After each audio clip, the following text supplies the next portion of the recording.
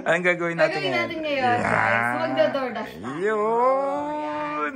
So, first time ko tong gagawin. Hindi ko alam kung paano pa. Pero, nanood naman ako ng demo. So, tutoy lang natin. Try ko muna ng 1 hour. Kapa-kapa muna. Tapos, tomorrow, baka i-extend ko na yung hours ko. Ang challenge lang sa akin, nakabike ako. Hindi siya electric bike, hindi siya motor or something.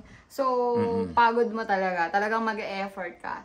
Yun nga lang, ang advantage nun, wala kang babayaran gas. Oo. Tapos, kung electric naman, ang kuryente. Yan. Hindi mo na kailangan kuryente. Talagang pagod. Oo. So, try natin kung kaya. So, 1 hour muna ngayon. Tapos, tomorrow, check natin kung kaya ulit ng mas mahabang time. Basta matapos ko lang lahat ng ginagawa ko sa school and other activities dito sa bahay.